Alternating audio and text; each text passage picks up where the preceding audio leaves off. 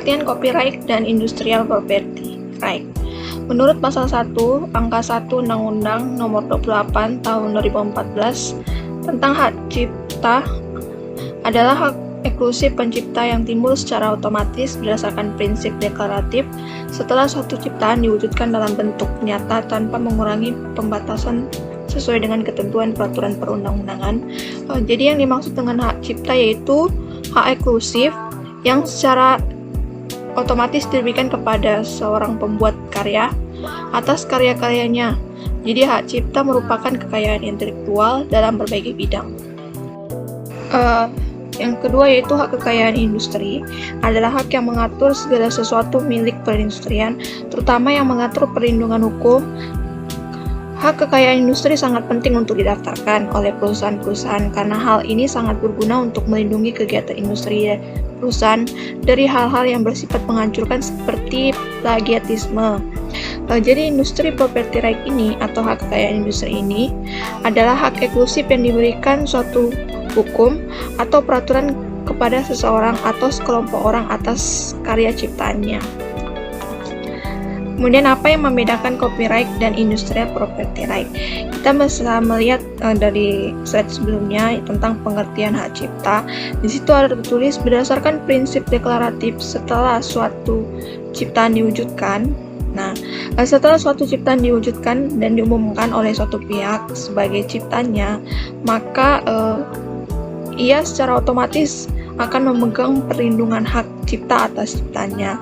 Jadi hal ini jelas sangat berbeda dengan hak kekayaan intelektual seperti merek ya, yang harus didaftarkan terlebih dahulu sebelum mendapatkan perlindungan seperti itu.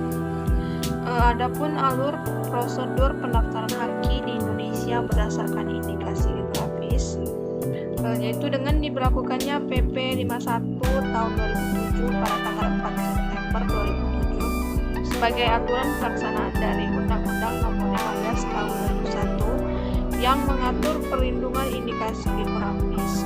Maka hal tersebut telah membuka jalan untuk bisa didaftarkannya produk-produk indikasi geografis di tanah air. Peraturan Pemerintah Nomor 51 tahun 2007 memuat ketentuan-ketentuan mengenai tata cara pendaftaran indikasi geografis. Adapun tahap tata cara dapat dikelompokkan menjadi tahap pertama yaitu mengajukan permohonan.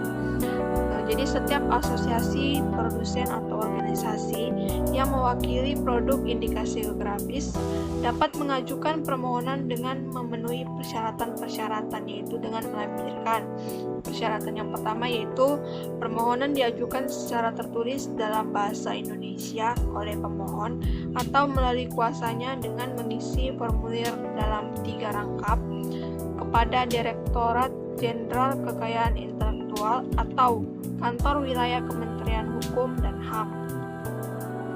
Kemudian syarat yang kedua yaitu surat kuasa. Ini apabila permohonan diajukan melalui kuasa. Kemudian yang ketiga yaitu bukti pembayaran biaya. Yang keempat yaitu dokumen deskripsi yang terdiri atas. Yang pertama, nama indikasi geografis dimohonkan pendaftarannya. Kemudian yang kedua, jenis barang yang dimintakan perlindungan indikasi geografis.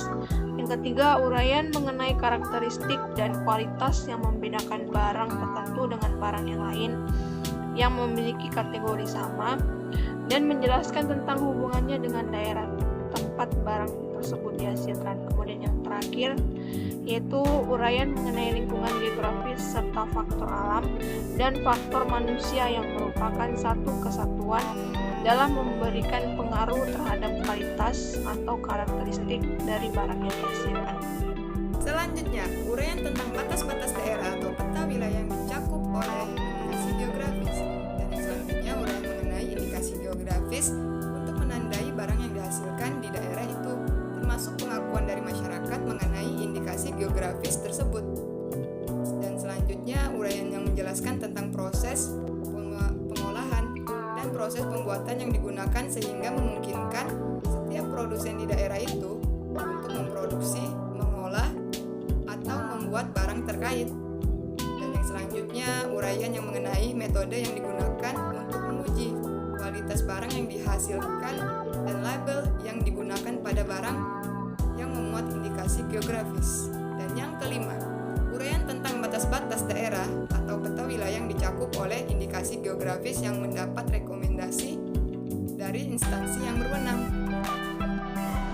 Pada tahap pemeriksaan administrasi, pada tahap ini pemeriksaan melakukan pemeriksaan secara cermat dari permohonan untuk melihat apabila adanya kekurangan persyaratan yang diajukan.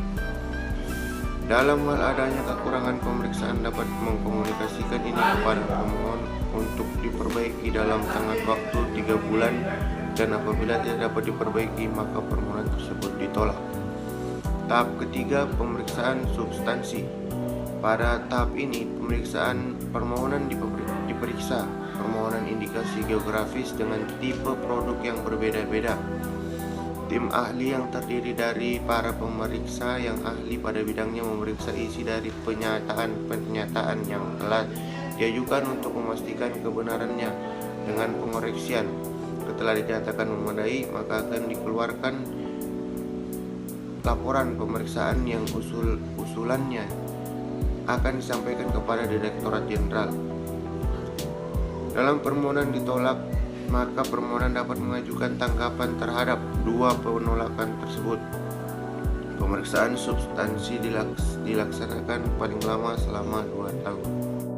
Tahap keempat, pengumuman. Dalam jangka waktu paling lama 10 hari sejak tanggal disetujuinya indikasi geografis untuk didaftar maupun ditolak, Direktorat Jenderal mengumumkan keputusan tersebut dalam berita resmi indikasi geografis.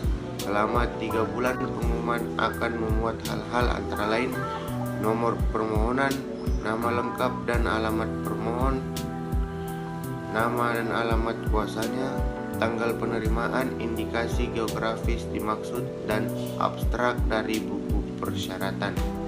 Tahap kelima, oposisi pendaftaran.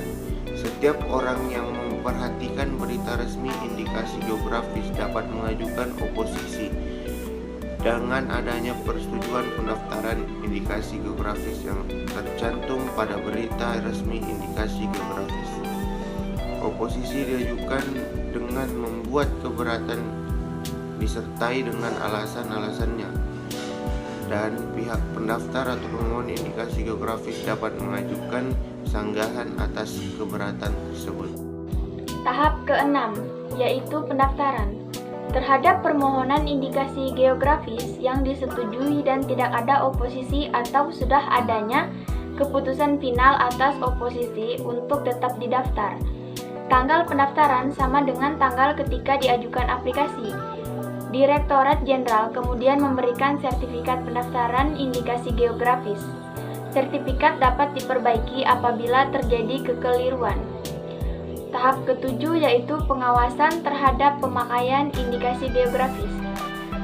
Pada tahap ini, tim ahli indikasi geografis mengorganisasikan dan memonitor pengawasan terhadap pemakaian indikasi geografis di wilayah Republik Indonesia.